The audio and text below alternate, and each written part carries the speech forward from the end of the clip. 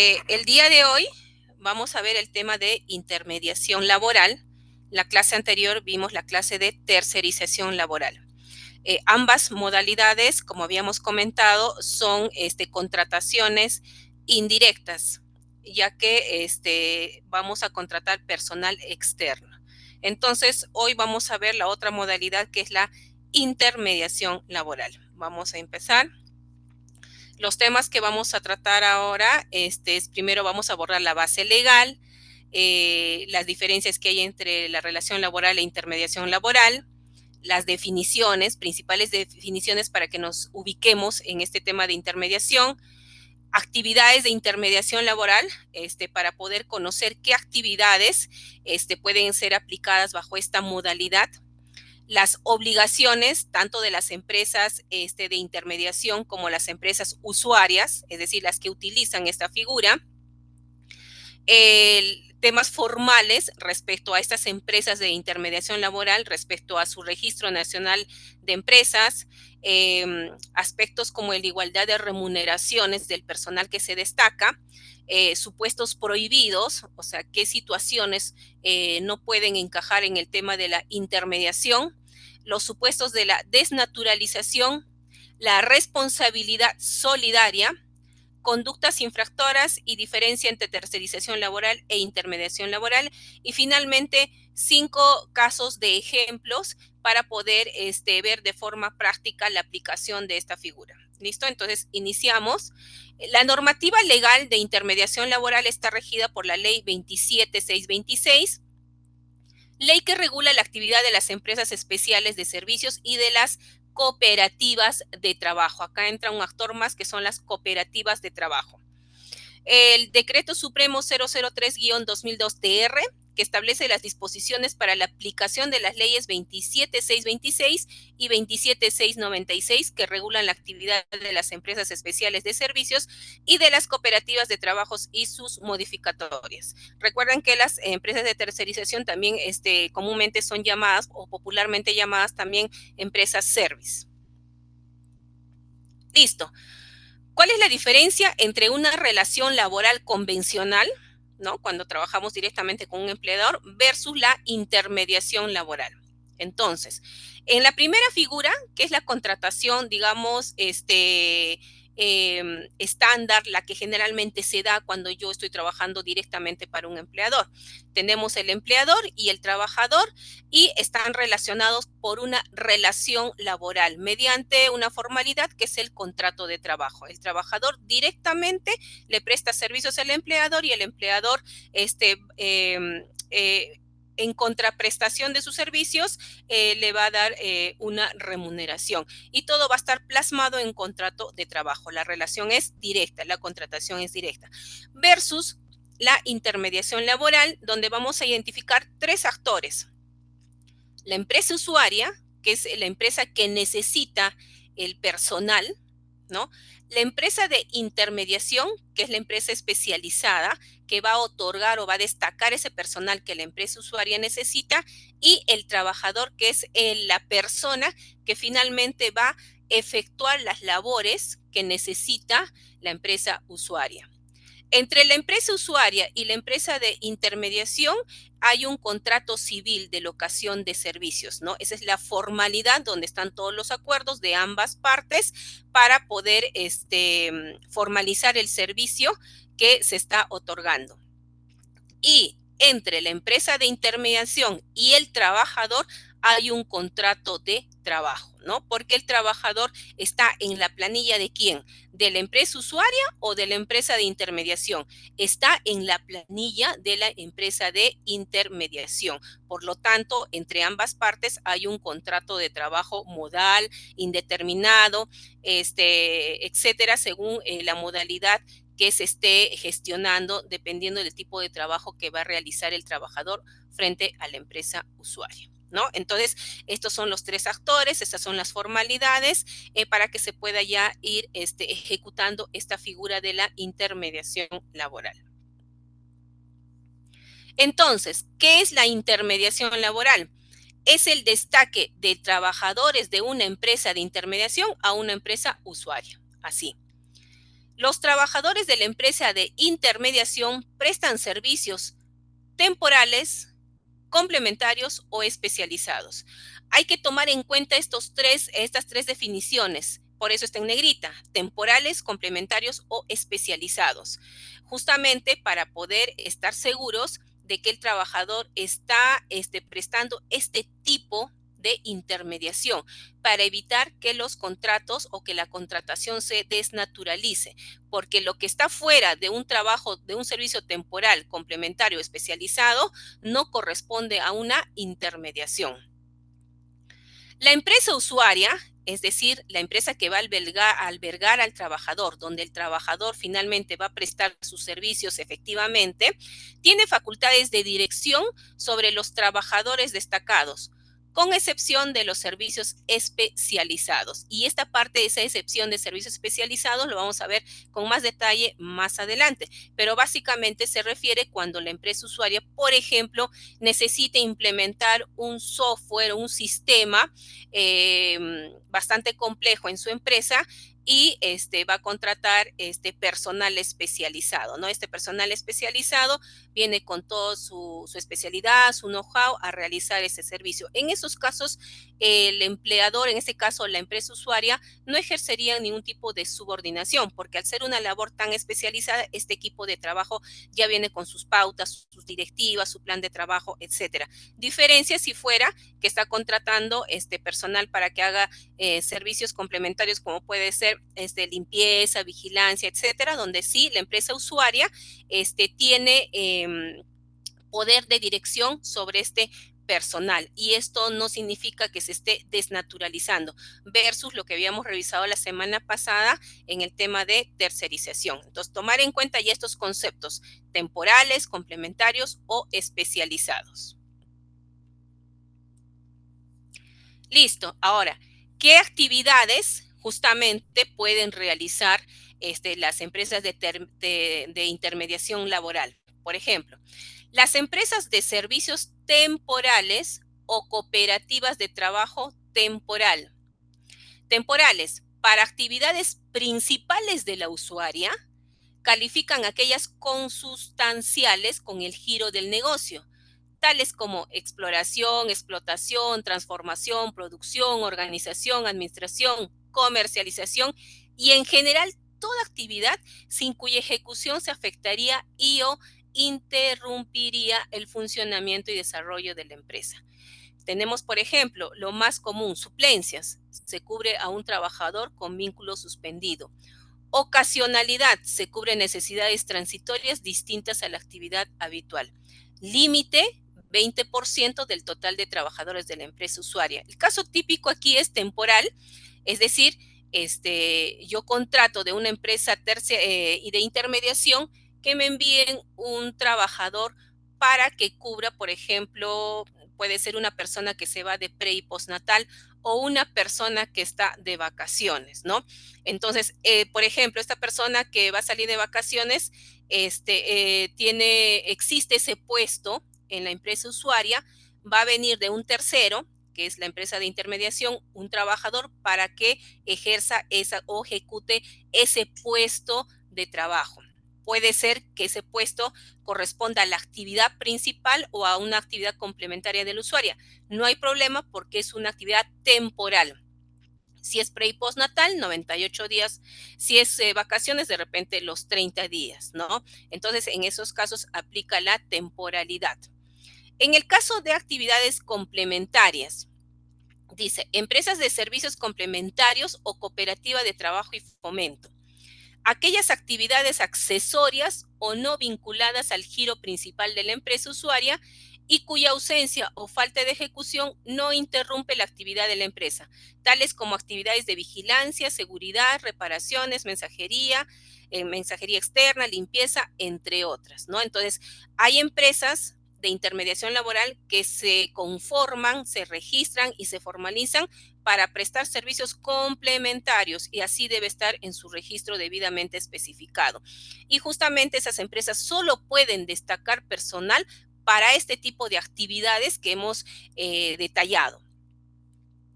Luego tenemos las empresas de servicios especializadas o cooperativas de trabajo y fomento, especializadas. Aquellas actividades secundarias o no vinculadas a la actividad principal que exigen un alto nivel de conocimientos técnicos, científicos o particularmente calificados, tales como el mantenimiento y saneamiento especializado, ¿no? Por ejemplo, si voy a pedir personal para que fumigue mis instalaciones, ¿no? O como les comentaba, el tema del personal especializado de TI, ¿no? Entonces son empresas especializadas y va a destacar personal especializado para que realice estas actividades. Por lo tanto, esta empresa que yo voy a contratar como usuaria, tengo que asegurarme que es una empresa de intermediación laboral que está autorizada para destacar personal para actividades especializadas, ¿listo? Esas son las formalidades que hay que tener cuidado y eso es lo que mucho se cuida al momento de una fiscalización. ¿Cuáles son las obligaciones de ambas partes, tanto de la empresa intermediadora como de la empresa usuaria? De la empresa intermediadora, las obligaciones son objeto exclusivo, la prestación de servicios de intermediación laboral. Sí o sí tienen que conformarse bajo ese objeto social. Capital mínimo es un capital social suscrito y pagado mínimo de 45 UITs o su equivalente en certificados de aportaciones. Esto cuando son cooperativas de trabajo. Al momento de su constitución, ese es un requisito indispensable. Registro en el Ministerio de Trabajo. Dice, Registro Nacional de Empresas y Entidades que realizan actividades de intermediación laboral, que las siglas son RNEEIL, RNEIL.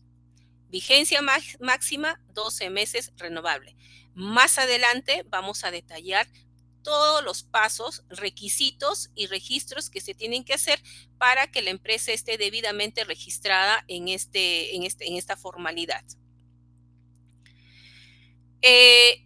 Hay una carta de fianza que la empresa intermediadora tiene que entregar. Dice, a favor del Ministerio de Trabajo o la usuaria, ¿no? Cualquiera de las dos, no necesariamente obligatoriamente las dos. Dice, ¿para qué sirve esta carta de fianza? Dice que garantice el cumplimiento de las obligaciones laborales y seguridad social de los trabajadores destacados a la empresa usuaria. Y también más adelante vamos a ver todos los requisitos y las formas como se debe entregar esta carta fianza, ya sea al Ministerio de Trabajo o ya sea a la empresa usuaria. Eso lo decide en la empresa intermediadora.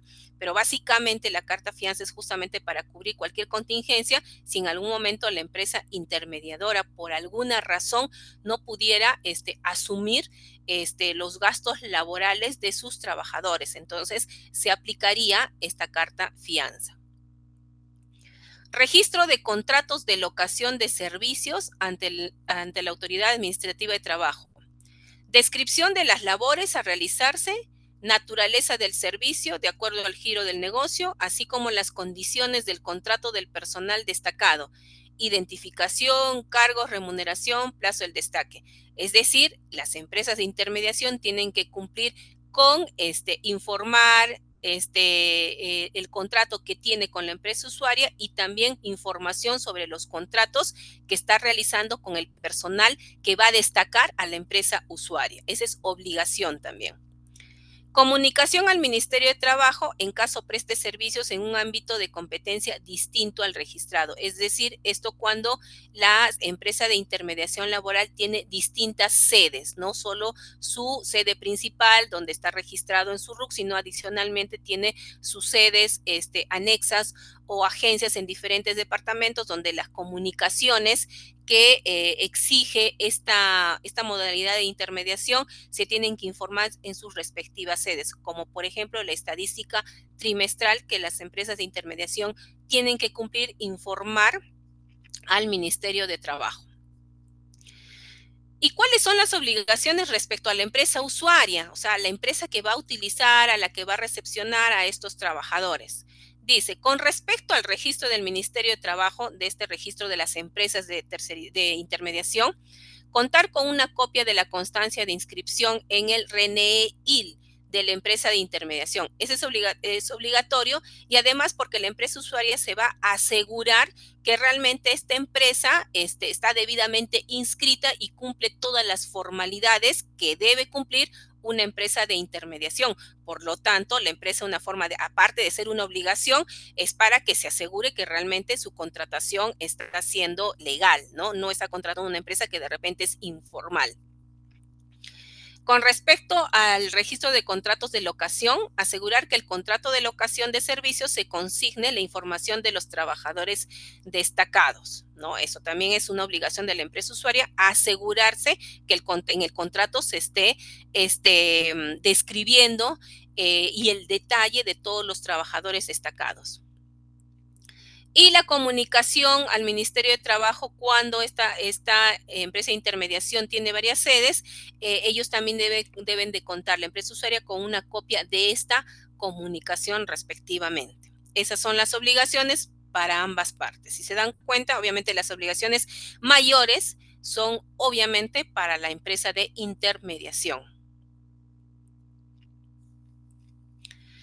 Estábamos hablando de este registro nacional de empresas y entidades que realizan actividades de intermediación laboral. Incluso si ustedes visitan la web del Ministerio de Trabajo, hay un listado detallado de todas las empresas, si ustedes quieren consultar, validar adicionalmente, de intermediación a nivel nacional y con sus periodos de vigencia y las que están vencidas, ¿no? Dice, registro a cargo de la Dirección de Empleo y Formación Profesional o dependencia que haga sus veces del Ministerio de Trabajo y Promoción del Empleo. Se consideran empresas y entidades obligadas a inscribirse en el registro A. ¿Quiénes están obligadas? Las empresas especiales de servicios, sean estas de servicios temporales, complementarios o especializados. Las cooperativas de trabajo, sean estas de trabajo temporal o de trabajo y fomento del empleo, que también hacen, obviamente, estas actividades de intermediación laboral. Y 3 otras señaladas por norma posterior con sujeción a la ley, ¿no? Otras que la ley específicamente determinen que tienen que estar inscritas en este registro. La inscripción en el registro es un requisito esencial para el inicio y desarrollo de las actividades. No es cuando ya estoy prestando un servicio, no es al inicio, ¿no? Su inscripción en el registro autoriza el desarrollo de actividades de intermediación laboral, quedando sujeta a la vigencia de su autorización a la subsistencia de su registro. La inscripción en el registro deberá realizarse ante la autoridad administrativa de trabajo competente del lugar donde la entidad desarrollará sus actividades. Aquí lo está precisando cuando tienen diferentes agencias. Un punto importante respecto a las cooperativas de trabajo. Dice, las cooperativas de trabajo temporal solo pueden intermediar para supuestos de temporalidad y las cooperativas de trabajo y fomento del empleo para actividades complementarias y de alta especialización. Entonces, si nosotros vamos a trabajar con cooperativas, hay que diferenciar. Si voy a contratar personal temporal, tendré que contratar con una cooperativa que cuenta con este servicio de temporalidad. Y si voy a contratar otros servicios de actividades complementarias y de alta especialización, tendré que recurrir a este tipo de cooperativas. Bien, ya entrando al detalle del RNEIL, Registro Nacional, ¿cuáles son los requisitos? Dice, derecho de tramitación, según el TUPA de cada autoridad administrativa de trabajo, ¿no? Porque según la tasa, el porcentaje, y vamos a revisar el TUPA de cada autoridad administrativa de trabajo para ver qué tasa y qué porcentaje nos toca pagar. Solicitud que contenga el RUC, la fecha de pago, número de constancia de pago, domicilio actual, entre otros. Estos formatos pueden encontrarlos en las plataformas del Ministerio de Trabajo. Indicar si se cuenta con sucursales o sedes administrativas, justamente, ¿no? Para ver dónde voy a hacer mis respectivas, voy a prestar mis informes o las comunicaciones que esta modalidad requiere.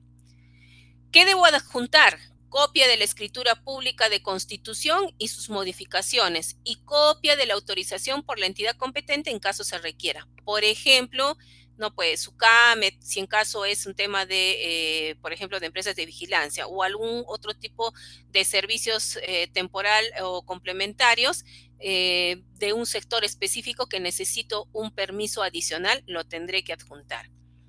Acreditar un capital pagado y suscrito de no menor de 45 ITs, que ya hemos visto, o su equivalente en certificados de aportaciones cuando se trata de una cooperativa. En la inscripción, ya cuando estoy procediendo a inscribirme, dice pagar el derecho de tramitación en el Banco de la Nación en el código 6408. La tasa se fija de acuerdo al TUPA de cada entidad.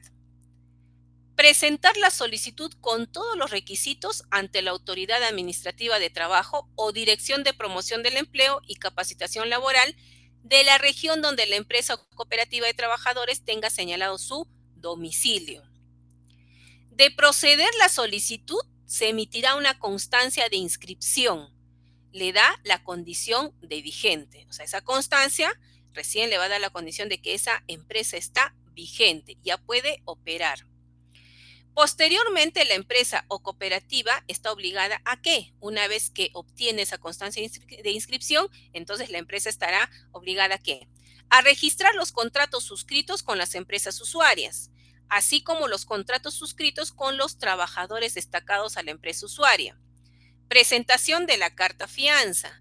Presentación de la estadística trimestral, que también hay un formato en Excel donde ahí se coloca toda la información respecto al tema del movimiento del empleo, por posición, ¿no? Número, sexo, etcétera.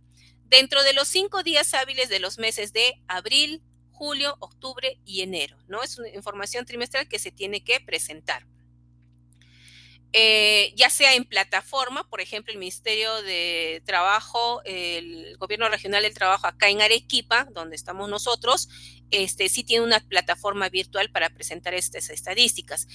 Hay algunas sedes que no cuentan todavía con la plataforma, en todo caso se tiene que presentar de forma física. Comunicación de apertura de establecimientos anexos y comunicación de cambios de domicilio, razón social, objeto social, etcétera. Listo, ese es con respecto a la inscripción en el registro de estas empresas. Luego estamos hablando de un tema bastante importante de la carta de fianza, ¿no? Dice, las empresas de servicios o cooperativas de trabajadores, cuando suscriban contratos de intermediación laboral, deberán conceder una fianza que garantice el cumplimiento de las obligaciones laborales y de seguridad social de los trabajadores destacados en la empresa usuaria. En principio, la fianza garantizará el cumplimiento de los beneficios económicos de los trabajadores destacados. Sin embargo, indica, ello no enerva la posibilidad de que algún juez ordene el embargo de bienes de la empresa usuaria para garantizar el pago de los trabajadores destacados cuando la fianza no cubre el monto adeudado por la empresa de servicios. O sea, puede ampliarse la responsabilidad cuando la carta fianza no cubra el tema de los adeudos, ¿no? Puede ir un juez a abarcar también el tema de utilizar los bienes de la empresa para poder cubrir, ¿no? estos beneficios sociales, siempre y cuando la carta de fianza no cubra estos adeudos. La entidad de intermediación puede elegir entre alguna de las siguientes clases de fianzas, ¿no? Tenemos también clases de fianza. Puede, dice, o sea, esa elección. Fianza a nombre del Ministerio de Trabajo y Promoción del Empleo o fianza a favor de la empresa usuaria. Si elige la fianza a nombre del Ministerio de Trabajo, ¿no? Es la otorgada por una institución bancaria o financiera a nombre del Ministerio de Trabajo y en favor de los trabajadores destacados. La carta fianza a nombre del Ministerio de Trabajo puede ser de dos tipos. Fianza individual, cuando cubre independientemente cada contrato de locación de servicios que celebre con las empresas usuarias, o fianza global, que cubre en conjunto a todos los contratos de locación de servicios celebrados con las empresas usuarias, porque una empresa de intermediación a la par, paralelamente puede estar prestando servicios a varias empresas usuarias. La carta fianza, sea individual o global, debe garantizar por lo menos el pago de un mes de remuneraciones y la parte proporcional del mes de los derechos y beneficios aplicables a la totalidad de trabajadores destacados y las obligaciones previsionales respectivas. Por lo menos debe ser ese monto.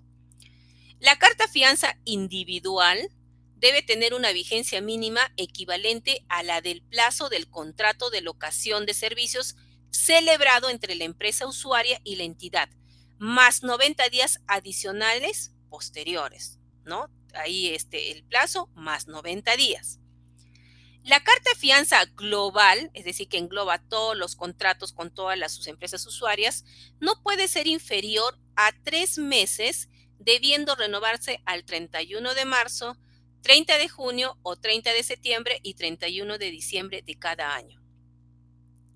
La renovación de la carta fianza se presenta al Ministerio de Trabajo dentro de los 3 días anteriores a la fecha de su vencimiento.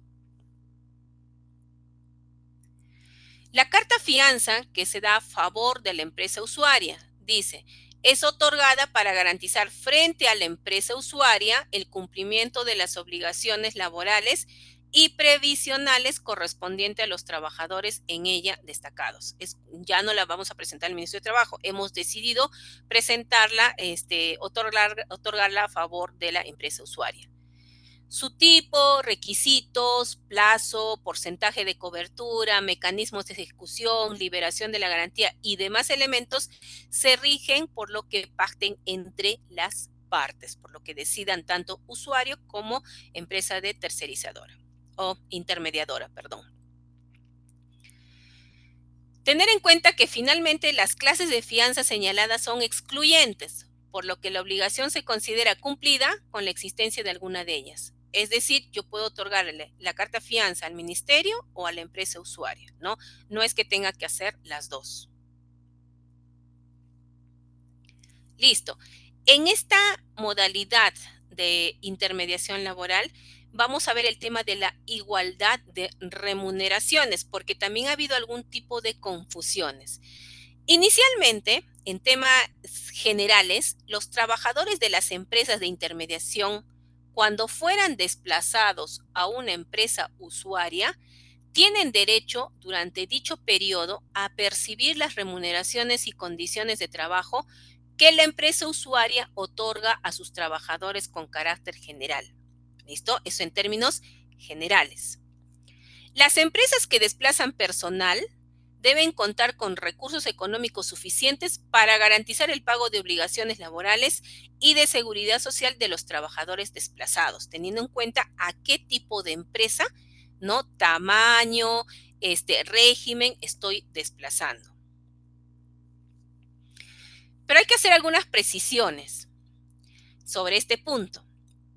Las remuneraciones y condiciones de trabajo que la empresa usuaria otorga a sus trabajadores se extiende a los trabajadores destacados, o sea, a los trabajadores que envía la empresa de intermediación, cuando son de alcance general, de acuerdo con la categoría ocupacional o función desempeñada mientras dure el destaque. No son extensivos los que sean otorgados por la existencia de una situación especial objetiva, inherentes a calificaciones personales, desarrollo de actividades específicas, particularidades del puesto o el cumplimiento de condiciones específicas.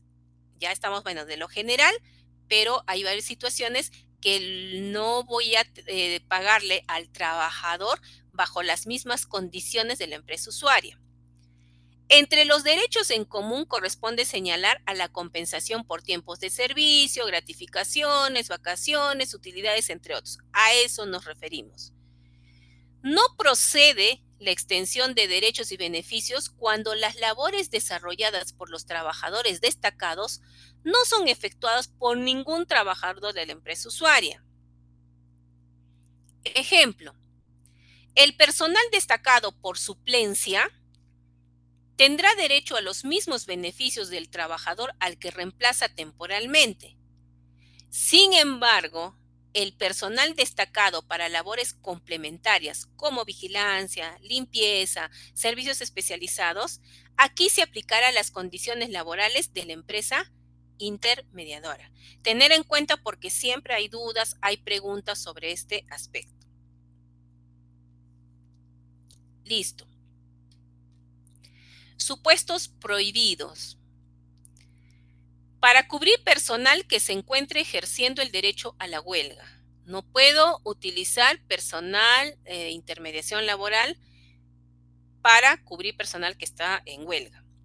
Cuando tenga por objeto vulnerar o limitar el ejercicio de derechos colectivos de los trabajadores de la empresa usuaria o de la empresa de intermediación, ¿no? Es que no quiero que se afilien al sindicato porque se va a convertir en un sindicato mayoritario, etcétera, etcétera. Tampoco puede utilizar esa figura para evitar este tema.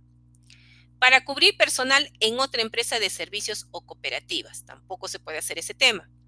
La intermediación de los servicios de limpieza pública, recojo de residuos sólidos, conservación y mejora del ornato local y afines que presten los obreros municipales o los gobiernos locales. Y este punto tiene su propia normativa y no aplica para la intermediación laboral, tiene su propia normativa. ¿Cuándo se desnaturaliza una figura de intermediación laboral? Cuando primero se exceden los porcentajes limitativos establecidos para la intermediación de servicios temporales, ¿no? ¿Y cuál es el límite? 20%. Cuando se prestan servicios temporales distintos a los de la naturaleza ocasional o de suplencia. O sea, yo digo, utilizo una empresa de intermediación laboral de actividades temporales, pero estos trabajadores destacados no van a realizar este tipo de actividades, sino otras actividades. O sea, estoy desnaturalizando. Se desarrollan actividades distintas a las temporales, complementarias y especializadas. O sea, no entro en ninguno de los tres supuestos, simplemente es un tema de desnaturalización. Reiterancia en el incumplimiento de los empleadores usuarios de contratar con empresas intermediarias sin registro vigente, o sea, el registro de la RNIE, el que hemos revisado, ¿no? Por eso, la usuaria tiene que asegurarse y pedir la copia de esa inscripción y que esté vigente. Tenemos que tener en cuenta que la infracción a los supuestos de intermediación laboral, debidamente comprobada en un procedimiento inspectivo, determinará que en aplicación del principio de primacía de la realidad se entienda que desde el inicio de la prestación de sus servicios, los respectivos trabajadores han tenido contrato de trabajo con la empresa usuaria. Eso sí se determina por primacía de la realidad que esta figura está desnaturalizado. Uno de los temas que Sunafil exigirá es de que estos trabajadores que indebidamente bajo esta figura han estado destacados por primacía de la realidad forman parte de la planilla, además de las multas y sanciones que impondrá.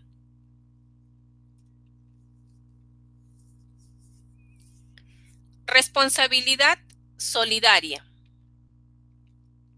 Dice, la empresa usuaria es solidariamente responsable con la entidad que le destaca trabajadores por los derechos laborales de origen legal o colectivo, ¿no? Por eso también existe una carta fianza. En caso de que la fianza otorgada por la empresa intermediadora resulte insuficiente para el pago de los derechos laborales adeudados a los trabajadores destacados, la empresa usuaria será solidariamente responsable del pago de tales adeudos por el tiempo que le hubiera prestado servicios. La responsabilidad solidaria resulta aplicable a la obligación de contratar la póliza del seguro de vida y al pago de las primas, o sea, se extiende hasta ahí. Cuando las empresas usuarias efectúen el pago de las deudas laborales, podrán repetir contra la empresa de servicios, exigir el reembolso. Está bien, soy solidaria, listo, la empresa usuaria va a asumir los adeudos, lo que falte, pero a la vez obviamente tiene un contrato de intermediación, ¿no? Un contrato de locación con la empresa intermediadora. Entonces, tendrán que tener mucho cuidado e incluir cláusulas que garanticen este reembolso, ¿no? Si se presentara estas situaciones, ¿no? Y la empresa usuaria, obviamente, le tendría que cobrar a la empresa intermediadora por lo que está asumiendo como responsable solidario. O sea, no es tampoco que de buena gente lo va a asumir. La empresa usuaria también es responsable solidaria del SCTR, contrato y asunción de gastos de incumplimiento. Obviamente, cuando estas actividades que va a desarrollar el personal destacado son de alto riesgo, ¿no? O que pongan en riesgo la seguridad, salud, ¿no? Del trabajador destacado. Formalidades a tener en cuenta. Dice, elaboración de contrato de servicios, ¿no? Descripción de actividades a realizar, hay que fundamentarlas muy bien. Términos del personal destacado, identificación, cargo, remuneración, plazo del destaque. Otra formalidad a tener en cuenta, monitoreo del cumplimiento laboral, inclusión de auditorías en el contrato, emisión de fianza al Ministerio de Trabajo o la entidad directamente, o sea, la fianza a la empresa, responsabilidad solidaria, derechos laborales, legales, convencionales, cese del destaque. Aquí este punto muy importante, en el contrato hay que incluir la auditoría en el contrato. Es, digamos, recomendable, ¿no? Para ir monitoreando, ¿no? Respecto a las condiciones que se han pactado, lo que se tiene formalmente escrito y viendo ya en la ejecución que se vayan cumpliendo para no darnos sorpresas al finalizar, ya sea el contrato o cuando ya, digamos, se genera alguna situación que vea como que no se está cumpliendo lo que se ha pactado, ¿no? Entonces hay que hacer un monitoreo, una auditoría. Monitoreo de seguridad y salud en el trabajo. Deber de vigilancia, plan de vigilancia, entrega de EPPs y charlas de seguridad, ¿no? La empresa usuaria, todas las empresas y sobre todo las que cumplen con o tienen actividades de alto riesgo, tienen un plan de acción, ¿no? Tienen un plan de seguridad. Y ese plan de seguridad tendría que la empresa intermediadora también tener su plan de seguridad que tendría que estar alineado al plan de seguridad de la empresa usuaria. ¿Listo? Y eso se tiene que revisar previamente al momento que se está suscribiendo la contratación, ¿no? Para que los trabajadores destacados tengan también que estar coberturados, asegurados y con todas las capacitaciones necesarias, EPPs, en el lugar que van a desarrollar y la actividad que van a desarrollar en la empresa usuaria, ¿no? Y de acuerdo a los lineamientos de seguridad y salud que la empresa usuaria ha determinado, ¿no? Según su plan de seguridad. Por lo tanto, la empresa intermediadora tendrá que presentar su plan de seguridad y la empresa usuaria tendrá que validar y darle el visto bueno.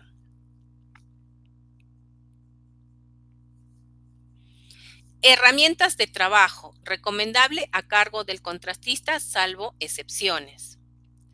Poder de dirección, compartida con el cliente.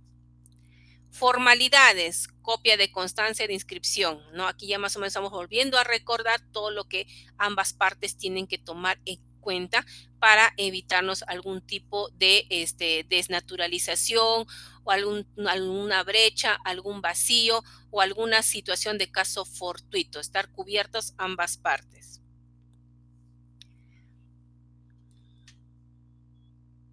Listo. Hasta ahí, antes de entrar a conductas infractorias, ¿alguna consulta, pregunta?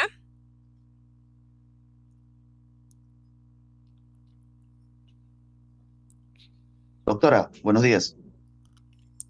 Buenos días. ¿Podría precisar algunos ejemplos sobre el tema de igualdad salarial que habló hace un momento? Porque no me quedó claro. Ah, ya, perfecto. Si bien es cierto, al final de la presentación también he puesto un ejemplo.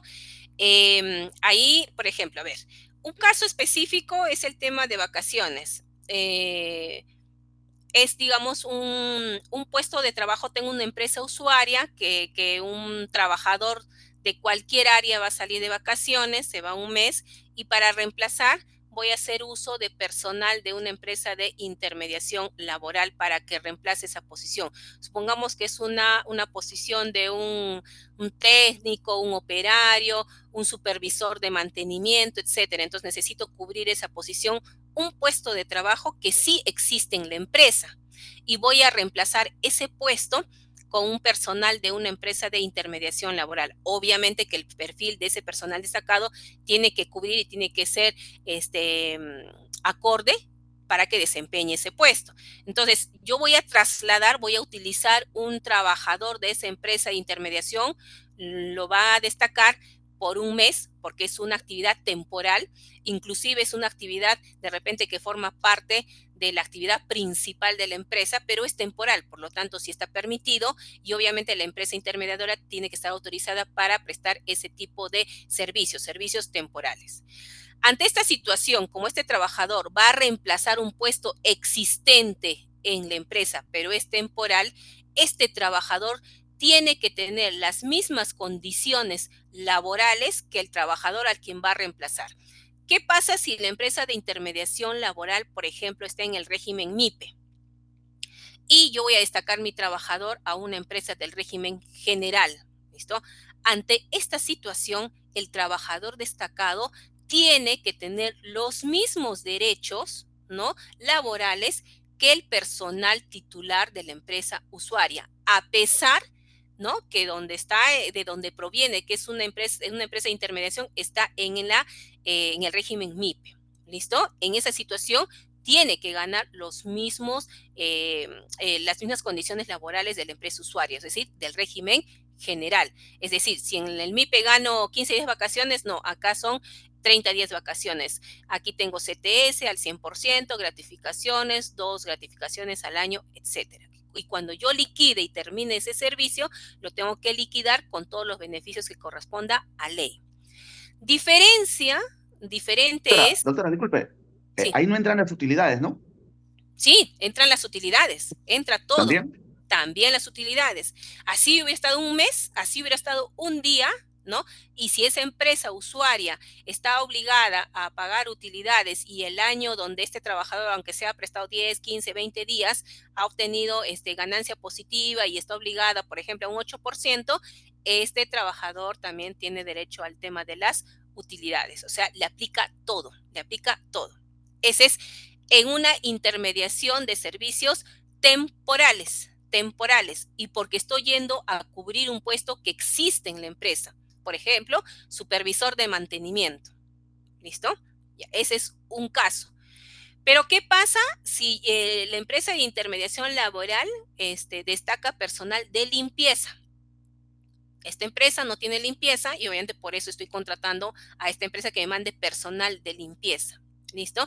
Y como es un servicio, una labor complementaria, no corresponde al rubro principal de la empresa, ante esta situación no aplica este tema de la igualdad remunerativa. Ahí aplicará las condiciones laborales que la empresa intermediadora, ¿no?, tiene según su régimen, ¿no? Y en este caso, si es MIPE, estos trabajadores MIPE tienen que ser, tienen unas condiciones laborales de acuerdo a la MIPE, o sea, 15 días de vacaciones, si es pequeña empresa, media CTS, y el tema de las gratificaciones a valor de 15 días. Esas son las condiciones. Y dependiendo si es micro o pequeña, le corresponderá utilidades. ¿Listo? Porque se está rigiendo por las condiciones de la empresa intermediadora, no por el régimen donde realmente están siendo destacados.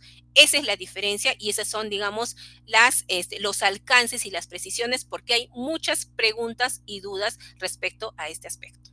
¿Sí? Gracias. Listo. Bien. Entonces, vamos a entrar al tema de las conductas infractoras. Infracciones, dice, en materia de intermediación laboral, ¿no? ¿Cuándo las empresas van a ser sancionadas? Es una infracción leve, dice, el incumplimiento de obligaciones meramente formales o documentales relativas a las empresas y entidades que realizan actividades de intermediación laboral. Infracciones graves. El incumplimiento de las obligaciones relacionadas con la inscripción en el registro correspondiente en los plazos y con los requisitos previstos. ¿Se acuerdan ese registro de las empresas intermediadoras, no? Eso sí es una infracción grave. Otra infracción grave, No comunicar o presentar a la autoridad competente en los plazos y con los requisitos previstos la información y documentación relacionada con el ejercicio de sus actividades como empresa o entidad de intermediación laboral. Los contratos suscritos con los trabajadores destacados a la empresa usuaria y no registrar los contratos suscritos con las empresas usuarias. ¿Recuerdan? En los requisitos hemos revisado todo lo que tanto la empresa, principalmente intermediadora, tiene que cumplir una vez que adquiere la constancia de vigencia en el Registro Nacional de Empresas de Intermediación. Tiene que empezar a formalizar los contratos, tiene que presentar el contrato que ha suscrito con la usuaria, los contratos con los trabajadores que está destacando, ¿no? Etcétera. Entonces, al no cumplir y estar ejecutando esos servicios, ¿no? Estando prestando esos servicios sin haber cumplido esas formalidades es una infracción grave. No formalizar por escrito los contratos de prestación de servicios celebrados con las empresas usuarias con los requisitos previstos. No formalizar por escrito los contratos de trabajo con los trabajadores. Recuerden que hoy por hoy, independiente si soy la usuaria, la empresa intermediadora, hay un tema de, tenemos como una suspensión de la obligación de presentar formalmente al Ministerio de Trabajo como era antes, pagando la tasa de, me parece que era 20, 25 soles por contrato. Se suspendió, me parece, en el año 2016, ¿no? Como un tema de simplificación de trámites, entonces no hay la obligación, pero eso no exime en estas figuras que se cumpla con con la suscripción de los contratos en físico. Hay muchas empresas cuando tienen sus trabajadores con contrato indeterminado, la ley no les exige, no exige que tengan que ser contratos físicos redactados, ¿no? Cuando son contratos indeterminados, mucho menos que se presente el Ministerio de Trabajo porque ya tenemos cierta exoneración temporal desde el 2016. Pero sí se recomienda, a pesar que la ley no lo exija, que siempre se formalice un contrato de trabajo por escrito, así sea que sea una condición indeterminada. ¿Por qué? Porque es importante ante cualquier tema de un conflicto laboral tener la documentación que se pueda sustentar. Y en el contrato de trabajo vienen todas las cláusulas, tanto de obligaciones y derechos del empleador como obligaciones y derechos del trabajador. Entonces, siempre se recomienda que tengamos los contratos redactados en físico, debidamente firmados por ambas partes y que el colaborador o el trabajador tenga su copia del contrato, ¿no? Para cualquier conflicto, ¿no? En temas laborales, ahí indiquen, ¿no? Oye, me destacó o me trasladó a la agencia cuando en mi contrato decía de que no me indicaba, no me informaba, nunca se me comunicó y en el contrato no hemos pactado esa condición u otras condiciones que no han sido debidamente redactadas. Y por parte de los empleadores hay que tener el cuidado de redactar los contratos con todas las cláusulas específicas para evitarnos cualquier conflicto laboral, porque en estos temas no se asume, ¿no? Finalmente, cuando se llega a una instancia laboral, lo que manda es la primacía de la realidad, ¿no? Entonces, ahí en situaciones donde el empleador no puede demostrar que o sustentar su defensa versus alguna demanda del trabajador, simplemente prima lo que en la realidad se ha determinado que estaba sucediendo más allá que si estaba escrito o no escrito en un contrato, ¿no? Entonces se recomienda tener los contratos debidamente formalizados. Infracciones muy graves. Ejercer actividades de intermediación laboral sin encontrarse registrado en el registro correspondiente, sin encontrarse vigente en ámbitos para los que no se solicitó el registro o en supuestos prohibidos.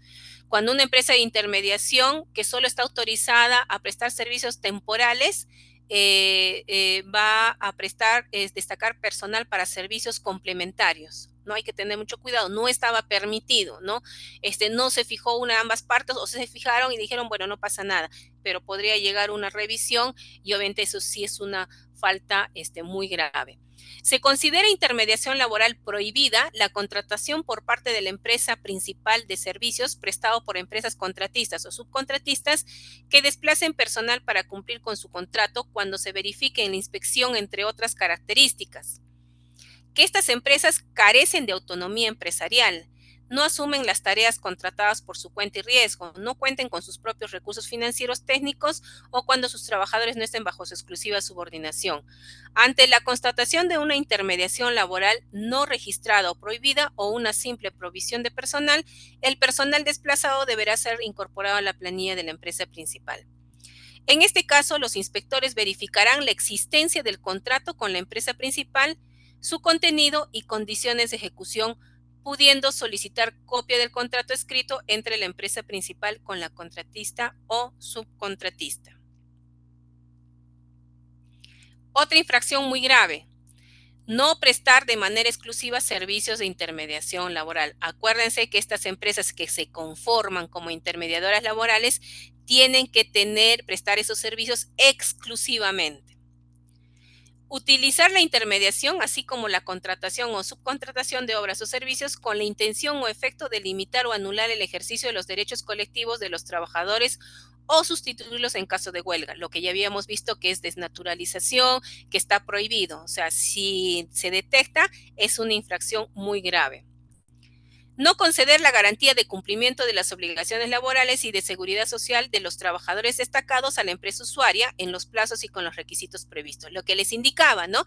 Que ambas empresas tienen que alinear, que tienen que hacer match. Por ejemplo, si estamos hablando de seguridad y salud, porque son actividades de alto riesgo y no se ha contemplado hacer el match de los planes de seguridad, ¿no? Entonces también es una infracción muy grave porque esto puede terminar en un accidente, ¿no? De trabajo de un personal destacado, y cuando se haga el levantamiento, las investigaciones, se determine de que el plan, o de repente ni siquiera tenía un plan, nunca se alineó, no se dieron las capacitaciones, los CPPs, etcétera, y eso es una infracción muy grave. Proporcionar a la autoridad competente información o documentación falsa relacionada con el ejercicio de sus actividades como empresa o entidad de intermediación laboral. El registro fraudulento como empresa o entidad de intermediación laboral.